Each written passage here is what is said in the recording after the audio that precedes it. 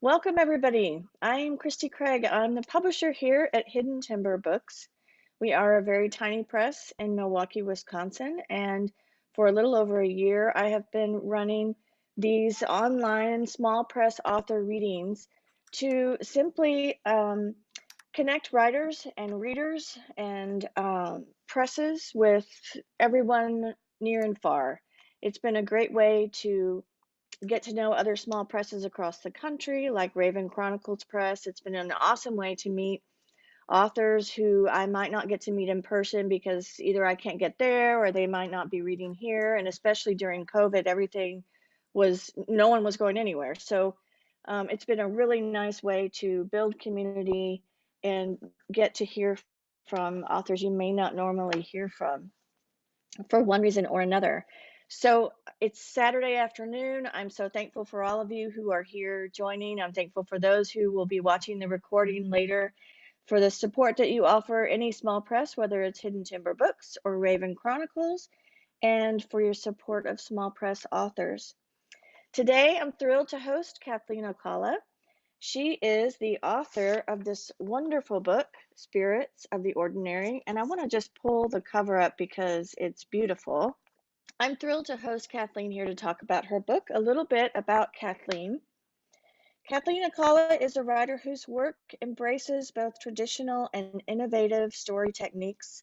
She is the author of 6 award-winning books that have included a collection of stories, 3 novels, an essay collection, and a blueprint for sustainability, the deepest roots, finding food and community on a Pacific Northwest island, which that alone interests me as well. So maybe Kathleen, you should come back another time and read about and talk about that book.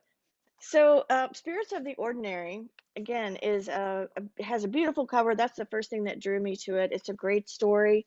We're going to talk about the history of the book and Kathleen's work on it. And Kathleen, I would love to pass the baton to you and just hear a little bit about who you are as an author.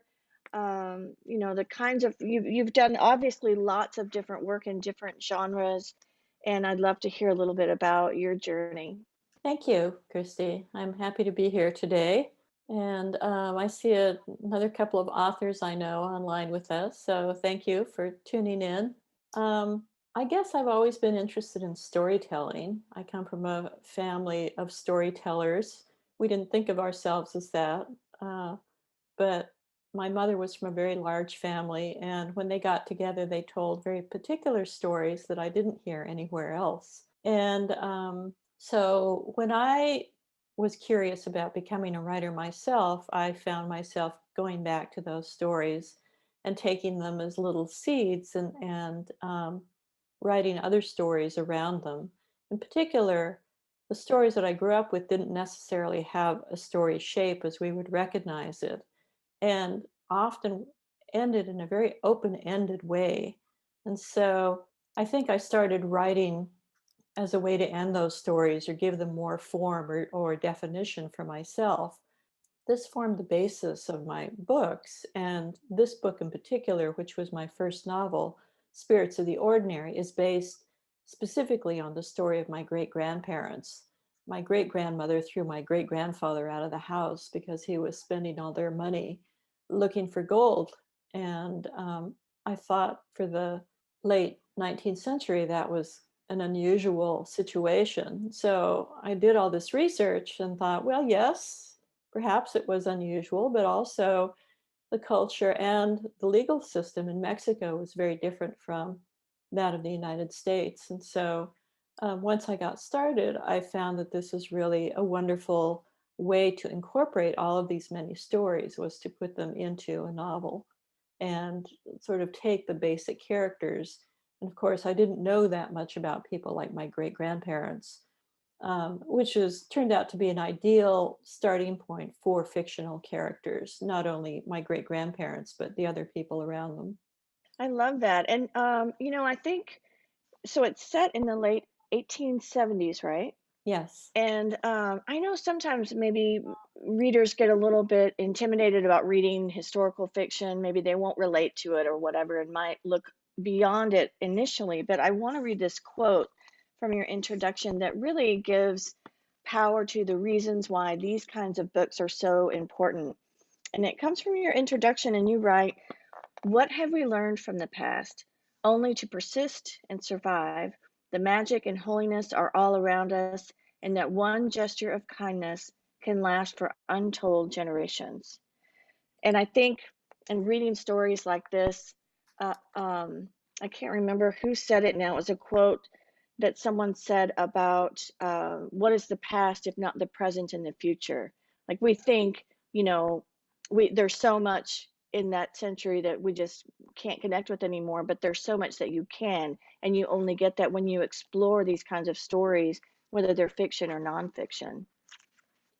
Yes, we're watching the television series based on the Underground Railroad, which I read the book earlier.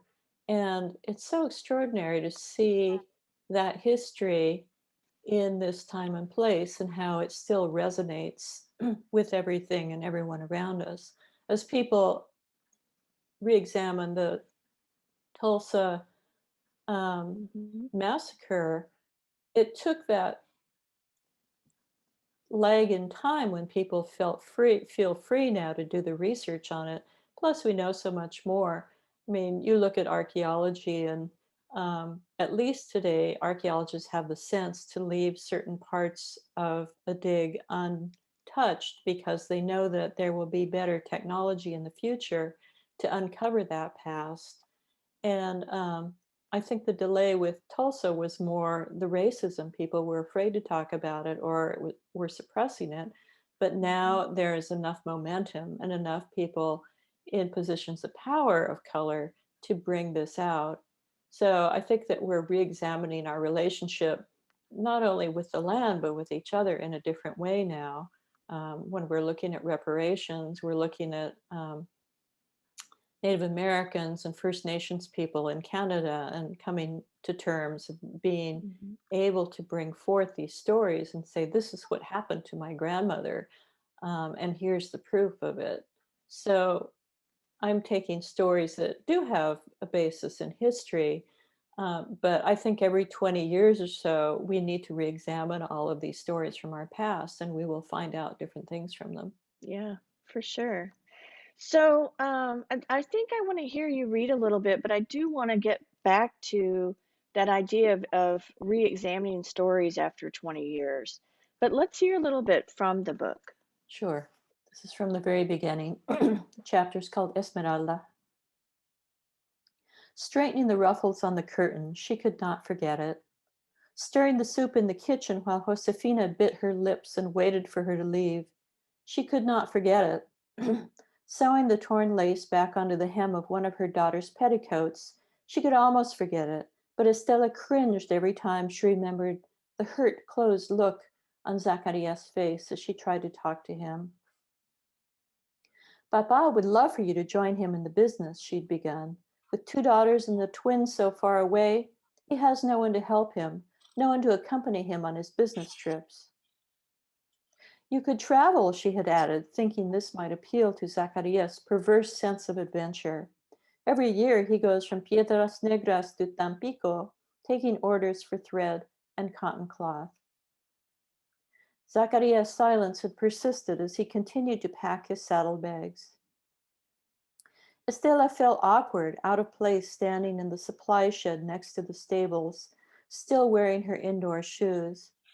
Zacarias was not yet dressed in his travel clothes, so she felt she had some time. I do not want to sell dry goods, he had said finally, as he measured oats from a large sack into one of two bags that would hang on either side of the horse. Why can't you be like other men? Estella had finally exclaimed, then run back to the main house, but not before seeing that look on his face, a mixture of hurt and stubbornness that seemed more and more to characterize their entire marriage.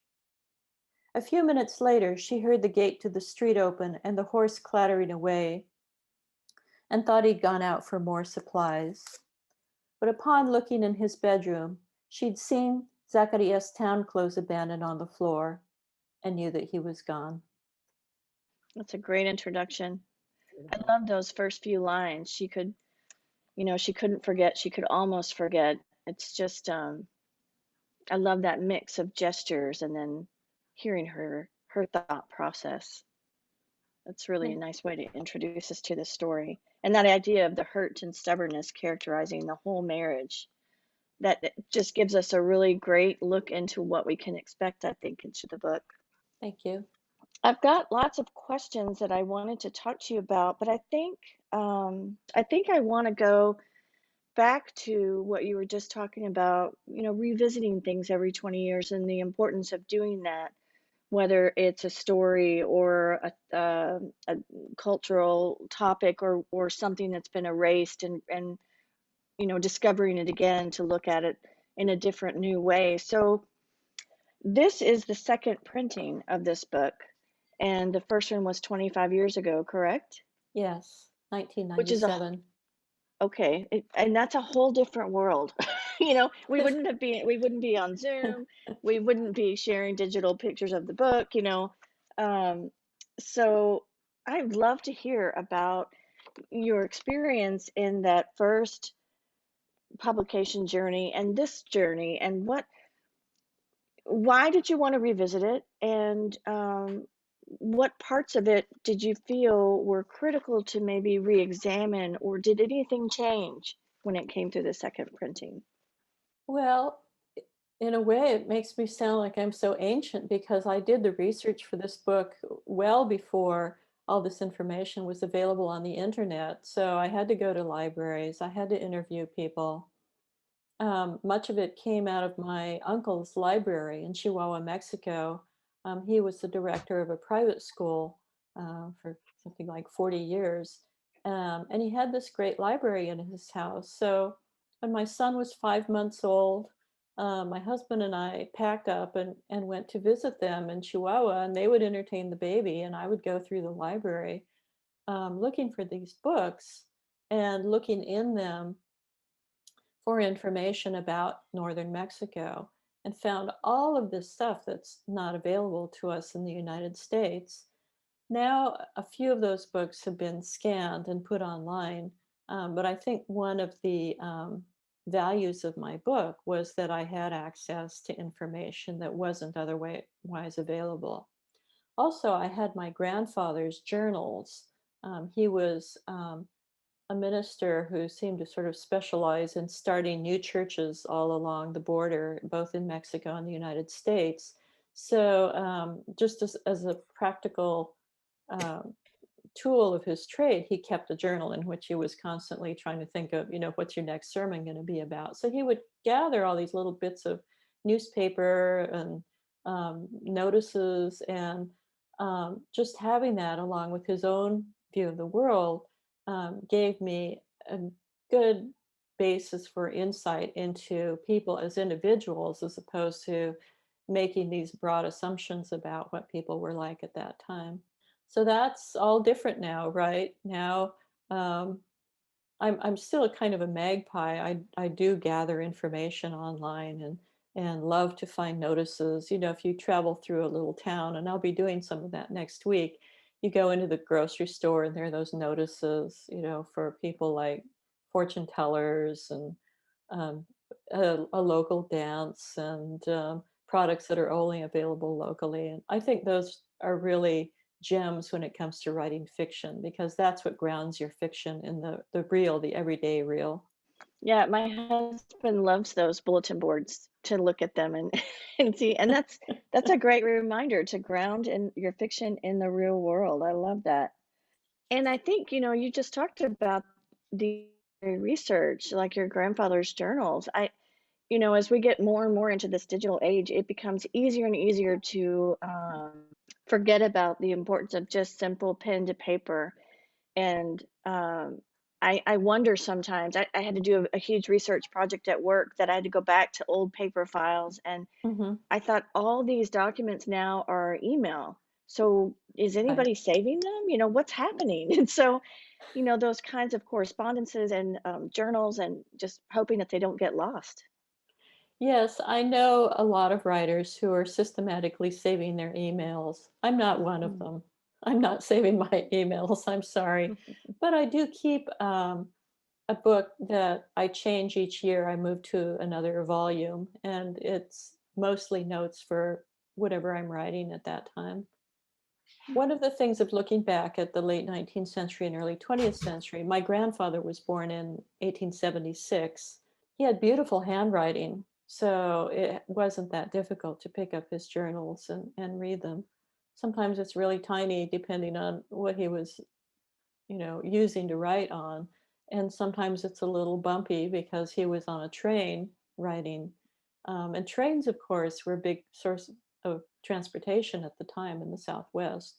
So there are all these things that are different from now. Cormac McCarthy has done a really good job of evoking the era, both with the language and with reminding people of the tools and the horses, how important horses were at the time.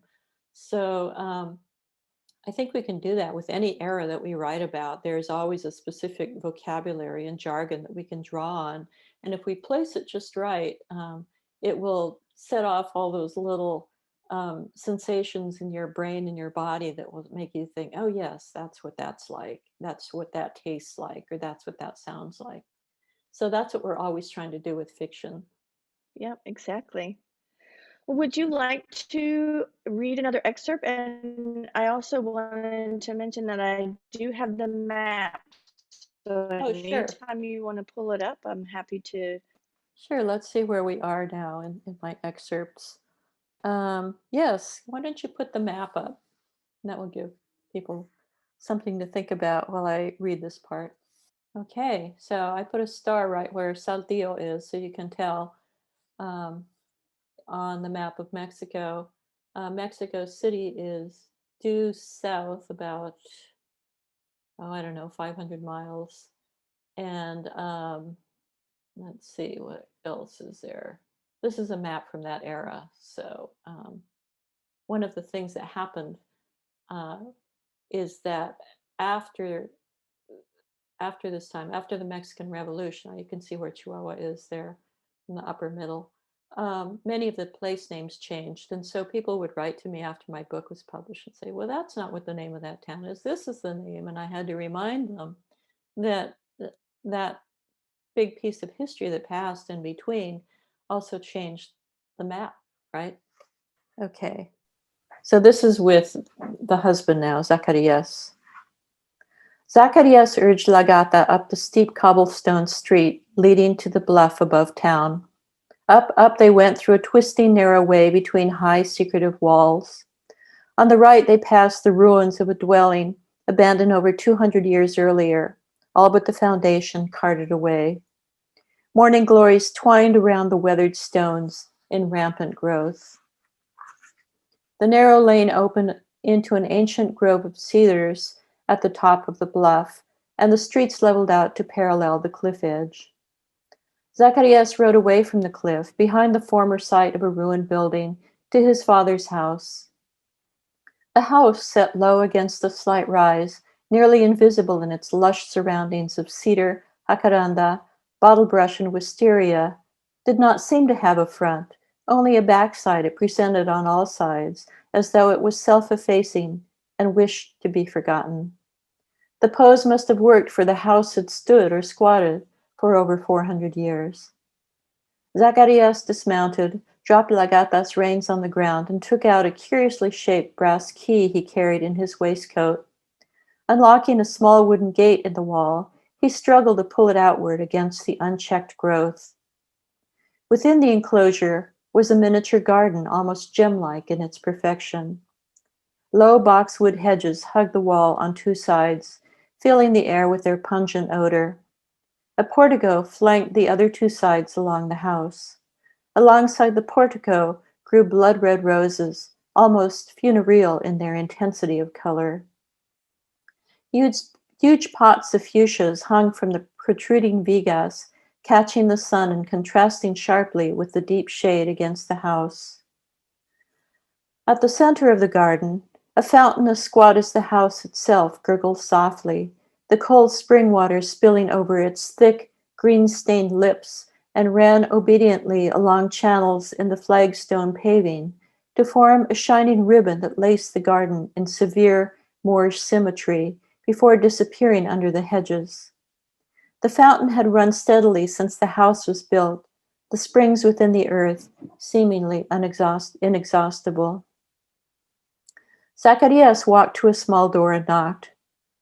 This was his father's study, and only the old man had a key to this door. After a moment, the door swung slowly inward, leaving Zacharias straining to see into the gloom of the interior before stooping to enter the doorway. His father was already reseated behind his massive desk, as though he had willed the door to open of its own volition. With large unblinking eyes like some nocturnal creature, the small sallow-skinned man sat regarding his son.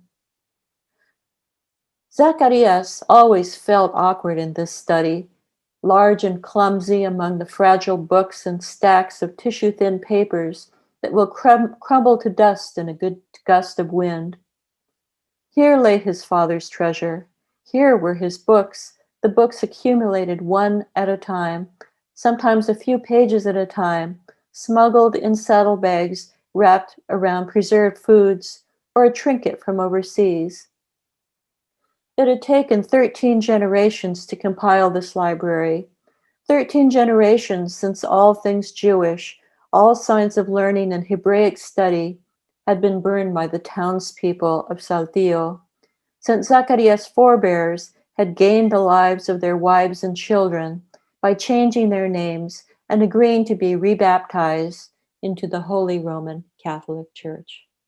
That was one of the quotes I underlined as I was looking through your book, just because it stood out to me so much. And do you want to talk about a little bit about, I know when you and I met earlier, you talked about initially when this book came out, it was one of the first books that addressed crypto-Judaism, which is what that quote is talking about, you know, that why people began to hide um, their practicing Judaism. Do you want to talk a little bit about that? Sure.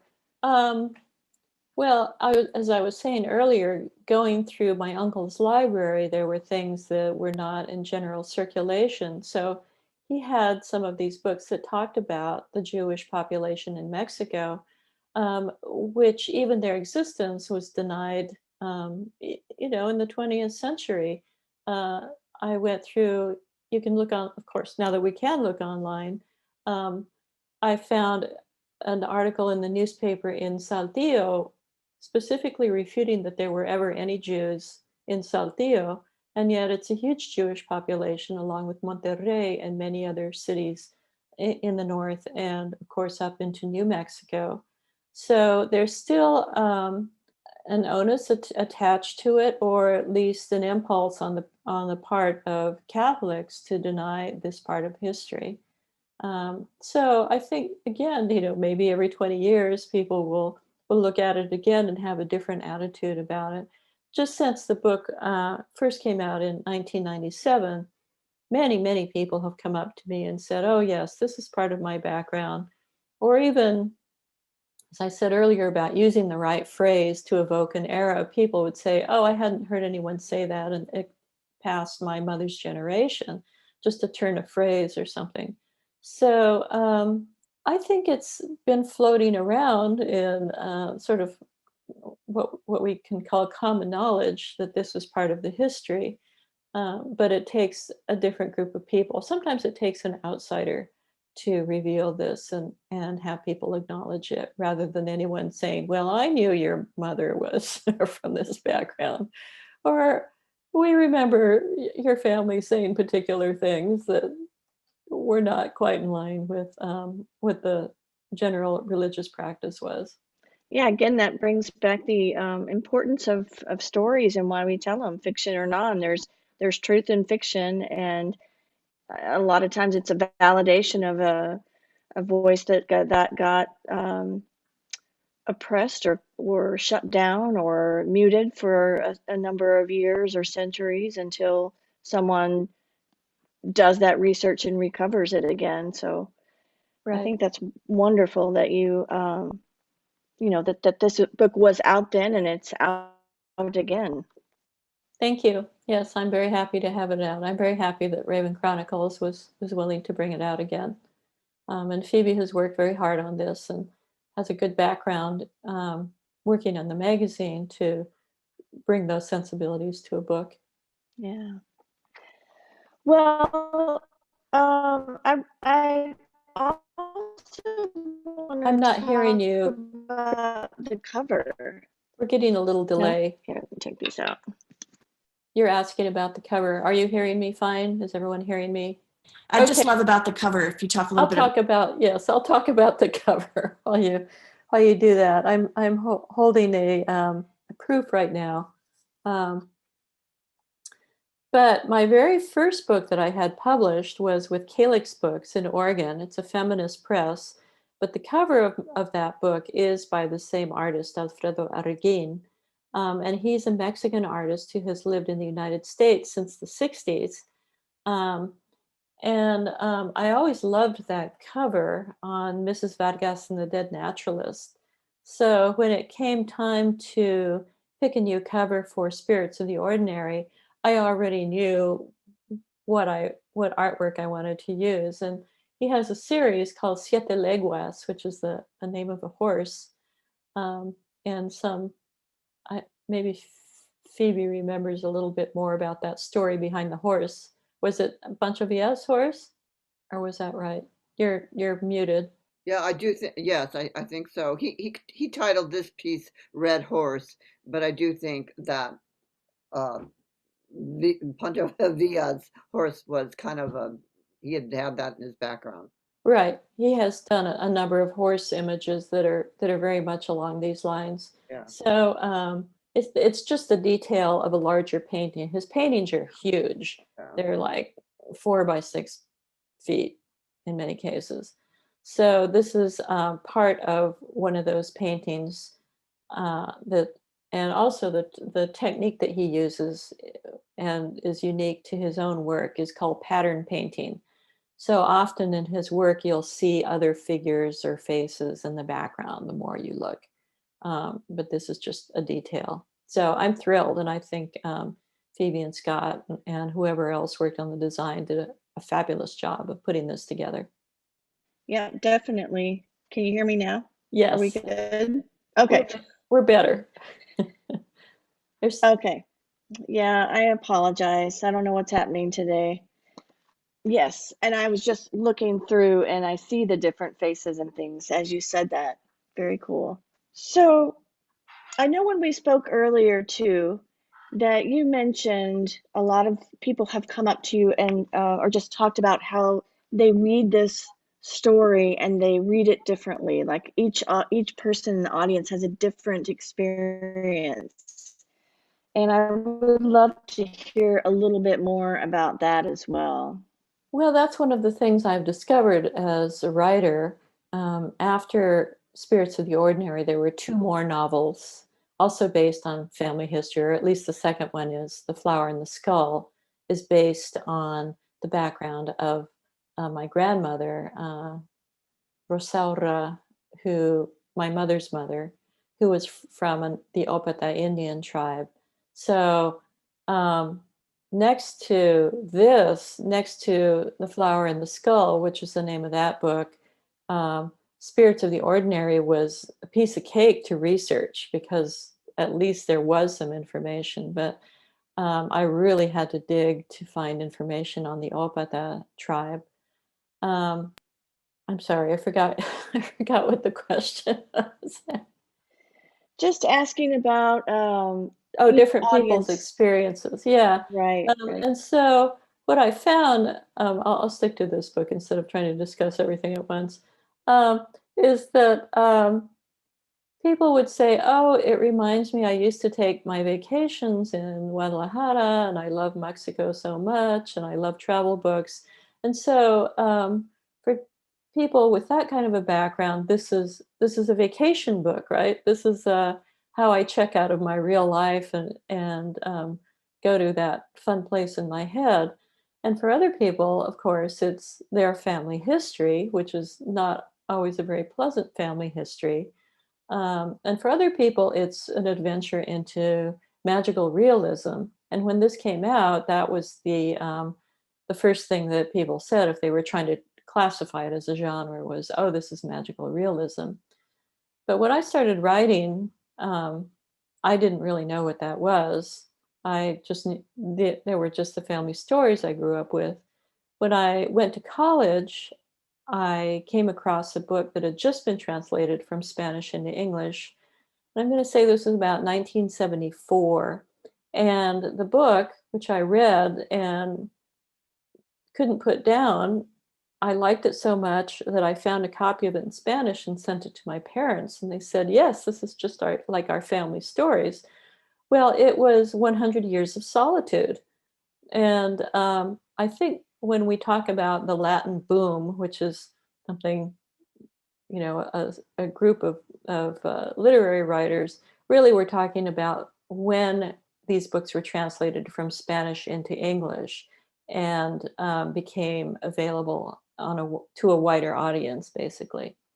So that was my first experience that there were other books that were written in the same style as the storytelling in my family. So for some people, it's just all about magical realism. And when you were talking earlier about, how we integrate the magic with the everyday, and grounding our work in the everyday, that's one of the features of magical realism, is that it does not treat the magical parts as a separate entity from our reality. And the people in these stories don't stop when something happens and go, "Oh, something magical is happening." This is just the universe that they live in. Yeah, great. Would you like to read one more excerpt? Sure. If it weren't for the indígenas, we would all be so inbred we would quack like ducks. This was the pronouncement made by the doctor 19 years earlier at the birth of the enigmatic twins that had taken their mother, Altagracia, from this earth. They had been christened with decent Christian names, but since anyone could remember, they had been called Membrillo and Manzana, for if you knew the difference, you could tell them apart. When the twins were born, Membrillo was delivered first, a boy, bald with hazel eyes. The midwife cooed and comforted the wide-eyed child. It was a boy, although his private parts were minuscule.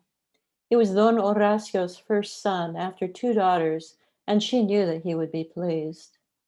As Altagracia cried out again, the midwife carefully swaddled the baby, set him in a basket, turned, and took the pink, bloody placenta in a towel and began to bundle it up for disposal, when it seemed to move.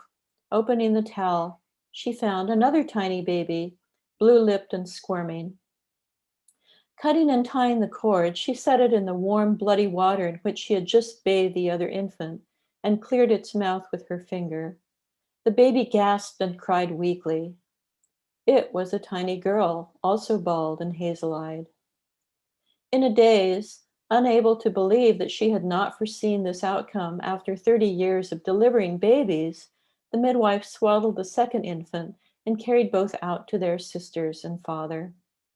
Altagracia bled and bled, expelling the true placenta on her life's blood, which slipped off the bed and toward the door, where the midwife found it when she returned. The midwife stooped and examined it carefully to make sure it was not a third child before she realized what had happened. A river of blood flowed from the womb of the unfortunate Altagracia, who lay pale and spent upon the ruined sheets. Her cries had gone unheeded, and she had died alone. The twins were estranged from the very beginning. A wet nurse, Ana, was found to suckle them, a sturdy Tlaxcalan whose ancestors had been brought from the south to work the looms in Saltillo. Ana tried to nurse each child in turn, but they cried inconsolably, if separated even for a moment, and refused to suckle. So she held one at each breast, a fountain of life, and still had milk for her own 2-year-old. Estela and Blanca, bereft of their mother at the ages of 10 and 12, turned their leftover love onto the infant twins. They lavished affection on them, outfitting the two in identical dresses of the finest cotton and lace, with woolly sweaters and booties and hats to match. Horacio, stunned at the sudden loss of his wife, allowed the girls to distract themselves with the twins, glad that they could submerge their grief in the care of the doll-like babies. The twins, perfect in every other way, remained unperturbed by these predictions.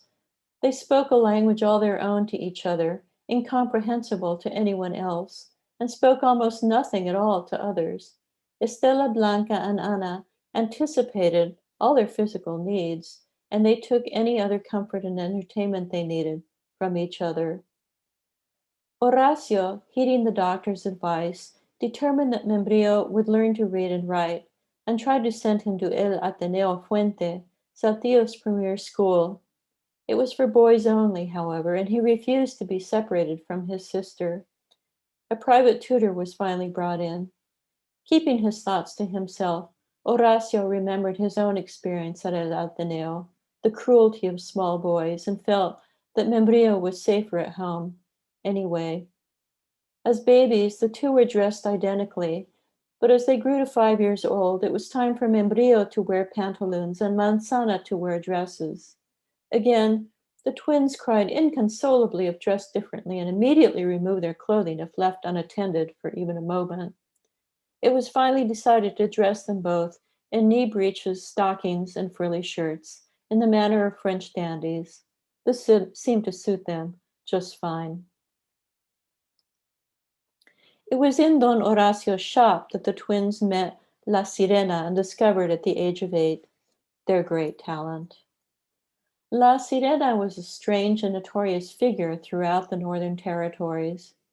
Dressed in voluminous black rags, she rode a small burro everywhere, flapping and blowing across the desert like some great crow let loose upon the landscape. La Sirena was no mere decorative mermaid, her right breast drooping over ears of corn and bundles of squash and baskets of fish, but someone even better. La Sirena could discover water where nothing had previously grown. Her cattle and men alike had died of dehydration. Membrillo and Manzana were playing chess when La Sirena found them, silently taking turns at the game they had learned merely by observing the old men in the plaza. Each was dressed impeccably in full beige shirts with ruffles at the cuffs, hunter green knee breeches, and identical embroidered vests provided by the St. James Women's Auxiliary, which felt it their duty to provide for the motherless children.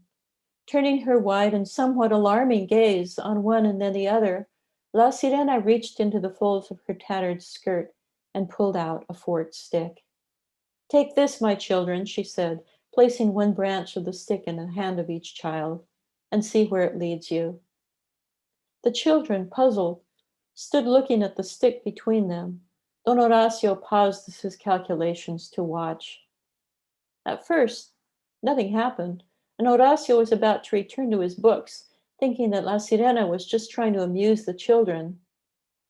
Then, the children began to feel a slight vibration. It turned to a visible shaking, and then the stick began to wave up and down between them. The pens upon the counter began to dance, and the stacked rows of bolts of cloth on the shelves began to rattle and move about in such an alarming manner that their father thought an earthquake was occurring. The twins tried to drop the offending branch, but their hands refused to obey them. The stick led them forward, and La Sirena opened the door just before the children would have gone crashing through it. "What have you done?" screamed Don Horacio as he vaulted the counter and pursued the children out the door. La Sirena followed silently, her piercing eyes intent upon the children stumbling helplessly down the street, slaves to the powerful limb between them. The group attracted a large crowd as they went along, dodging between carts, horses, people, and pigeons as the branch led them mercilessly down the narrow streets and alleys. By the time they reached the main plaza, 20 or 30 people had been acquired along the way to swell the already substantial population of drifters and dreamers at the center of town. Membrillo and Manzana had no time to appreciate the spectacle. The forked appendage, as though possessed by a thirsty devil, led them wide-eyed and silent to the huge fountain and pulled the hapless children into the icy water. Only then did it release its pernicious hold on them. Don Horacio and La Sirena pulled the spluttering children, soaking wet from the chilly water. What is the meaning of this deviltry? Demanded Don Horacio. What do you mean by doing these things to my children? La Sirena enfolded first one wet child, then the other, in her smoky embrace. What you have witnessed, Don Horacio, she croaked, is the spirits choosing their masters. Your children are natural diviners. As long as they live, they will be blessed with a special affinity to water. Oh, interesting characters. And I see Phoebe has put a comment in there about twins in some cultures are thought of as evil signs. Oh, really? So, yeah. I actually thought they were So, thought of as good signs. Oh, still being killed in some places in Africa. In Africa, Oh, there's one. I think I don't know if it's Kenya or somewhere near Kenya. They are still killing twins. hmm.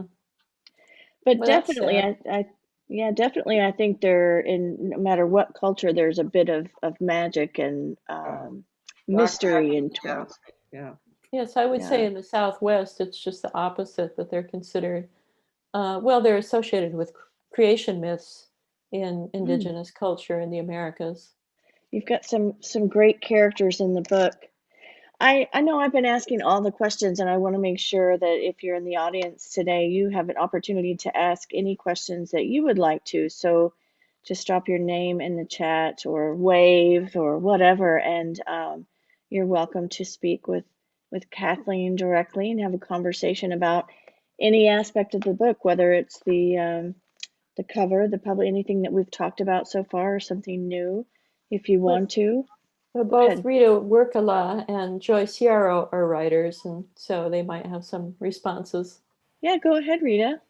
Well, let's start with Joyce, and then Rita can unmute herself and speak. Oh, okay. So Kathleen, I got really excited when I read your book and I wrote a review and I emailed you. That's how excited I was. And I think it's because it lives up to its title so beautifully, Finding the Spirit in the Ordinary. And as you were reading, I was thinking, about this connection. Not everybody is aware of it in an instinctive way. And it seems from reading you that there's something there that enables you to do this. Maybe from your past or from your childhood, or I'm just curious. Have you felt this like throughout your life, and then express it so beautifully in this book?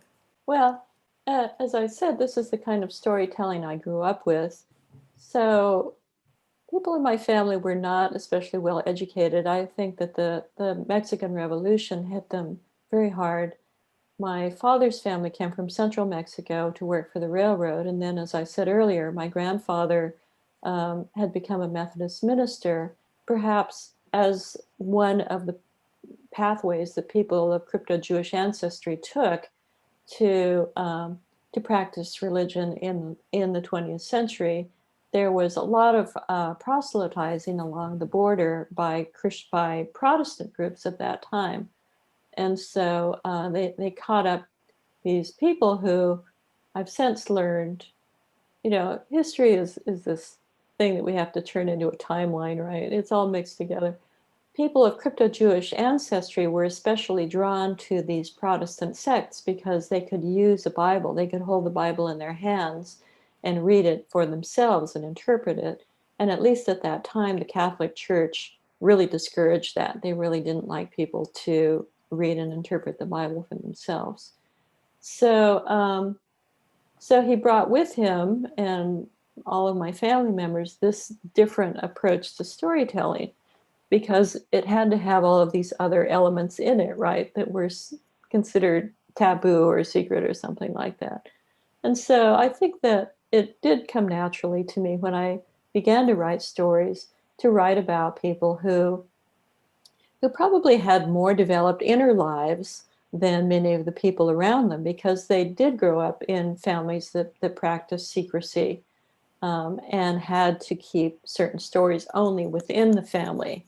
So if you're going to hold those ideas in your head, you're going to have a more developed imagination. I'll just throw that out there. I've never thought of it before, but let's just say that by this method of storytelling in the family, it made it easier for me to be a writer. Yeah, you had so much to draw on. Yeah, And you I did a have to really great say, job of it. yeah, when Christy was talking earlier about just the first section of the book, I've been thinking more recently. Much of the book was written while I was sitting on the floor of a ballet studio where my son took piano lessons from the woman who we would come in early on Saturdays, and she would teach him piano for an hour, and then we'd leave, and then the studio would open and people would come in and practice ballet. But I was listening to my son learn how to play classical piano while I was writing this book. And so I think there is a certain cadence in it that reflects that notion of how music moves and how classical music in particular is broken into movements and sections that I think work nicely with novels, right? With a longer piece of fiction. So I'll say that that was in there as well, this background of listening to classical music. So my son is very talented. My mother was a piano teacher as well, and played classical music. So that's it. That's in the back of my head.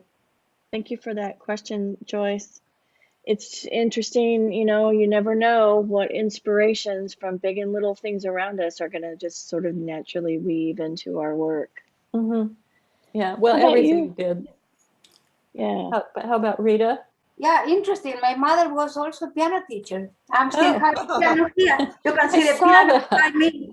Yes. But I don't play as well as her. I just play a few things by ear. But I have two questions. One is very simple. The other is a little bit more complicated.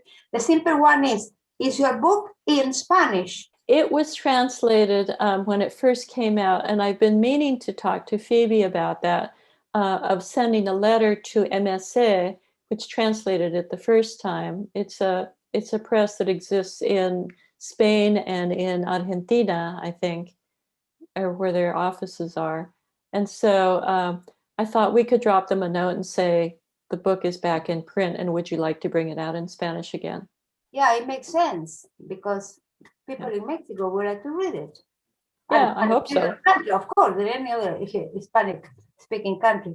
My second question is related to the quote that you put on the book after your prologue is from the Zohar, the Book of Yes. Splendor Yes. by Moises de Leon. It's interesting because you are the second author that in the last few months that I read that they quote that. The other one was Joyce. Oh. And I was very interested in that because last year I was publishing a book about, Kabbalistics and Sufis.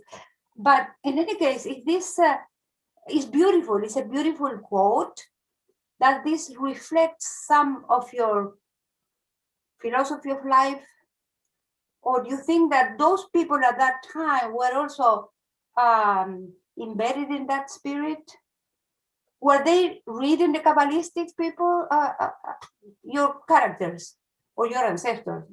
I have no idea No. what they were really up to. Okay.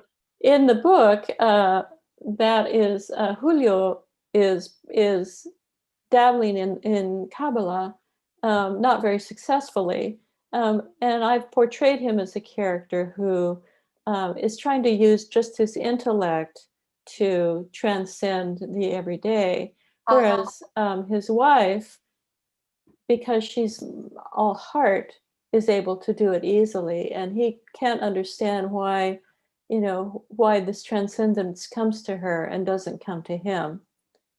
So Kabbalah was a good manifestation of this notion that you can sort of puzzle your way into the divine as opposed to letting the divine come to you.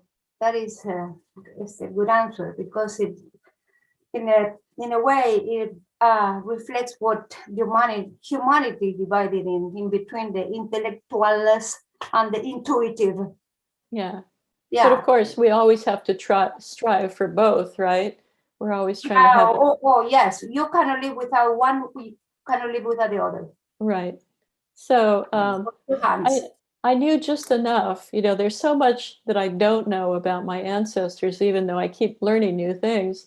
I think that having a character that just a few things about is, especially for historical fiction, is a great starting place. because then you can make everything else up as long as it matches or can be integrated with the factual information or the historical information that you have for them.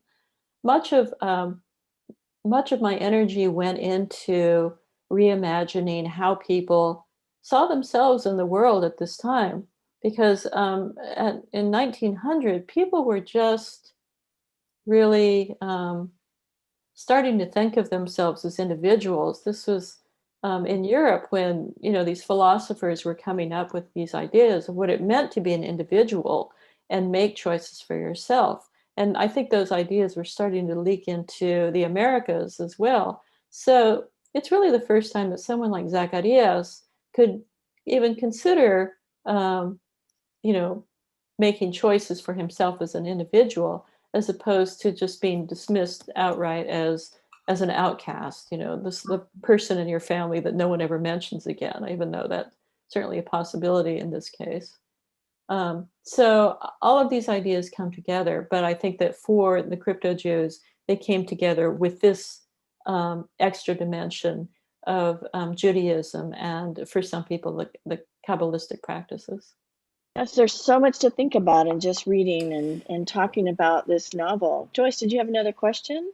Well, I was just thinking about the diaspora and the different ways in which people moved into different places like South America and also the Ottoman Empire and Turkey. And like most of the Sephardim that live in my neighborhood, they come from either Turkey or the island of Rhodes. And there are all sorts. I've been reading a lot, doing some research and finding many practices that are similar to some that you've described in your book.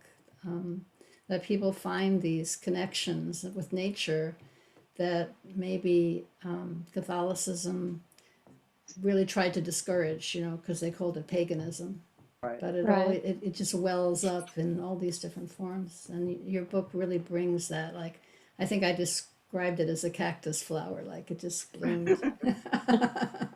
Thank So you. thank you for writing it.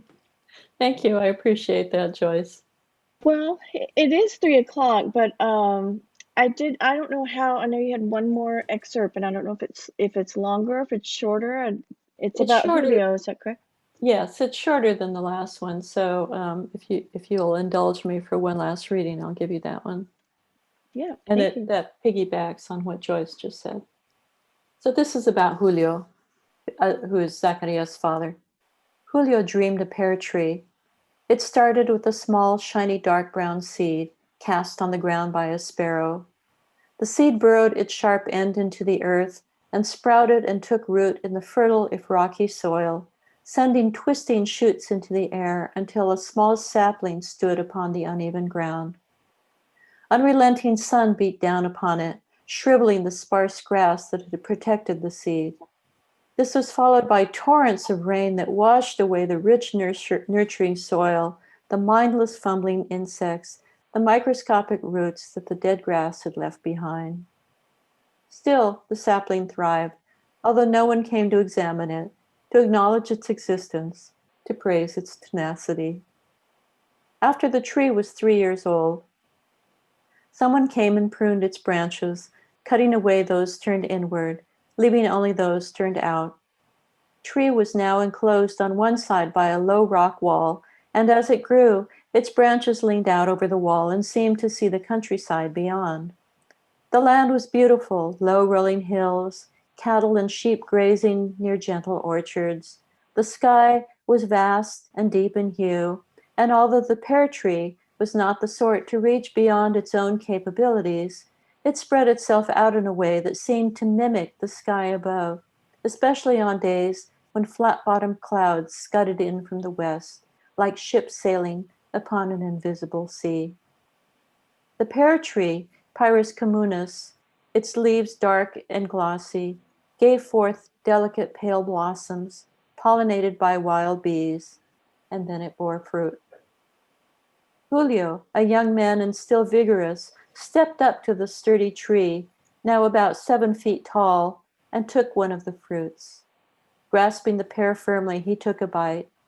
The flavor was indescribable, for each pear contained the essence of Mariana. As he looked back up at the tree, he could see that each pear was a miniature of her folded about herself, waiting patiently to be discovered. Each bite was redolent of the aroma, the scent, the taste of Mariana, and filled Julio with such a terrible longing that he desired to eat each and every fruit of the tree. Yet he despaired of ever completing the job, for each bite contained such a wealth of information about Mariana, the melancholy look she had in the late afternoon, the texture of the skin over the back of her right thumb, the way she rolled her arms in a rhythm to knead the dough for bread, the scent of lavender that followed her after a bath, a coil of dark hair. And her thoughts. The pear contained at last a way to understand Mariana's thoughts. Julio was dumbstruck at the things in her mind, the percentage of sunlight that permeated the kitchen on a given day of the year, the number of birds that flocked to the fountain, the exact hue of green that was her favorite among the foliage of the garden, a green found only on the underside of the dagger-shaped leaf of a certain lily, the feel of the cobblestones under her shoes as she walked into town. Julio realized, having taken that one bite of that one pear, that if he continued to eat the pears, even this pear, he might find what she really thought of him and of their son, and he longed for this and dreaded it at the same time. For who truly desires to know another's thoughts, even one so close and dear? What if the truth were ever so slightly different from the perception, yet different enough to cause despair and devastation of the heart? He stood beside the sturdy little pear tree, its bark dark and smooth where the young goats had come to rub against it in the spring. He noted its proximity to the stone wall and wondered if its roots would undermine the wall and cause it to crumble. Just at that moment, Julio awoke and heard very distinctly in the courtyard outside another bit of stonework itself loose and fall from the wall. Mariana slumbered beside him, wrapped in sleep and white cotton, her thin dark arms upon the blanket, her eyes fluttering slightly, as she dreamed of being a pear tree in a rough yet loving land. Great. Yeah, thank you. That's a beautiful ending to end with this meeting and this reading. Thank you so much. Thank you. You have wonderful descriptions of not just your characters, but even as you were doing one of the earlier readings of the place. I think when he's going into his father's home, just everything around, and just beautiful descriptions. Thank you. Thank you so much. Yes, I remember in fiction, these little black and white marks, these little black marks on the white page have to do everything, right? So we Right. have to supply setting just with the description. Yeah. Well, wonderful. Thank you so much, Kathleen, for being here. Thank you, Phoebe and Raven Chronicles Press, and everyone for joining today. And if you go to Raven Chronicles Press, you can purchase a copy of Spirits of the Ordinary there and enjoy your own beautiful cover and wonderful words by Kathleen Alcalá. So thank you again for joining us. I hope you'll check out Hidden Timber Books and there's like just a couple more readings left, and then we're going to take a little respite for the summer, but we'll be back in the fall with more events like this.